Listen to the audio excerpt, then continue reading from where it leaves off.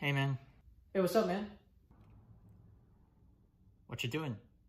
Oh, just sitting.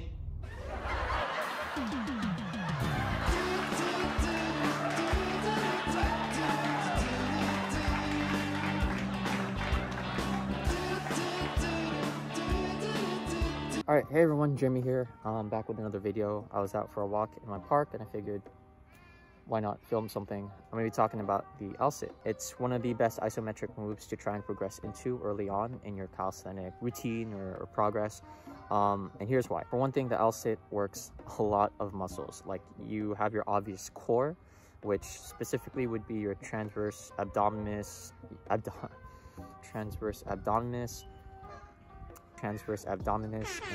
you have your erector spinae, your obliques, and your lower lats as well.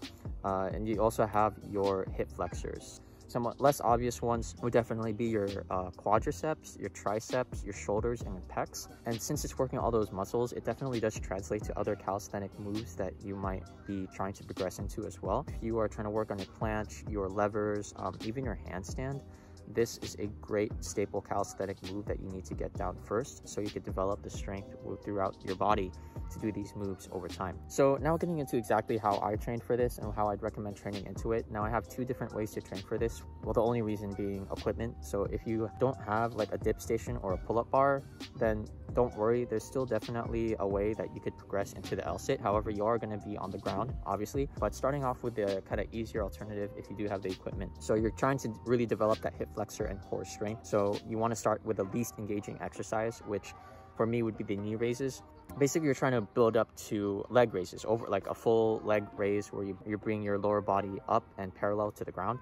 But obviously, if you don't have the hip flexor strength to do that yet, then you'd want to build up to it. So knee raises, definitely a great way to do that. With all these exercises, what I'd recommend is to add isometrics to your isotonics. And what that basically means when you're working out like this. So you have your knee raises and you're doing like maybe 5 reps of those. Whenever your knees are up, you hold that for 5 to 10 seconds and then you go down and then you do the next rep. But now moving over to the moderate kind of exercise that would require a little bit more strength, but after you've mastered or gotten used to the knee raise, this is definitely the way to go. So you have your single leg raises, and that's just to implement some more hip flexor engagement, as previously you probably weren't using them that much with your knee raises.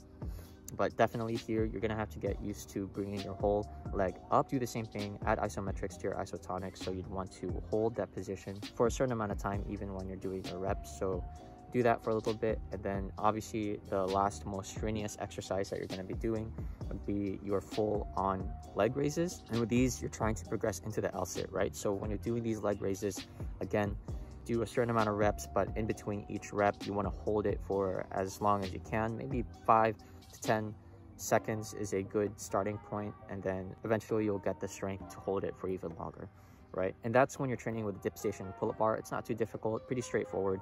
But when it comes to training without them, or even if you just have parallettes, because of how your feet aren't necessarily too elevated and you can't really start in a kind of vertical position, you're already starting in that kind of angled position on the ground. You're pretty much working out your whole body at this point, even when you're starting at the least engaging exercise. And that would be the planted LSit liftoff. So you're pretty much just trying to get used to holding your body up in that position. The way you do that is you just hold your body up over the ground and you kind of get used to doing that. So like I said, you want to hold that for as long as you can. I wouldn't really do these for reps, just try to hold it for as long as you can, and then start progressing into the more moderate exercises where you are going to start using your hip flexors and definitely trying to develop that strength. So for the moderate exercise, you're trying to implement your hip flexors a little bit more. So you have your single leg planted LSit liftoff, so move into having your legs up instead of being on the ground. Just starting off with just one leg is definitely a great way to develop that strength over time. Definitely want to switch off a good amount of time in that isometric hold. So maybe when you're lifting off again, you want to hold that position for a certain amount of time, 5 to 10 seconds, switch to the other leg, and then do that for a certain amount of sets. And then finally moving on to the most strenuous, it would be your tuck LSit, because once you get your tuck LSit, it's pretty much just going to be a progressive road towards the full-on LSit from there. Master each and every move first before you move on to the next one. So you have your tuck LSit, you just want to bring your legs out away from your body as much as you can. Obviously, you don't want to just go from a tuck LSit straight to an LSit, as that would be a really large jump. So you want to start with just bringing one leg out, maybe do a frog straddle LSit if that works for you, and then over time start to lift off both of your legs from the ground and do an LSit and try to hold that for a certain amount of time. As far as the progressions go, that's pretty much it for my kind of 2 different routes depending on the equipment you have. But some 2 exercises that I'd probably implement into both of these workouts just to help you develop that core and hip flexor strength over time and maybe even speed up your progression is the boat hold and the hollow body hold. These 2 are just great exercises that you could definitely help translate to these different exercises that you're doing and your overall LSit, simply because of the required core strength and even hip flexor strength when you're holding your body in that position.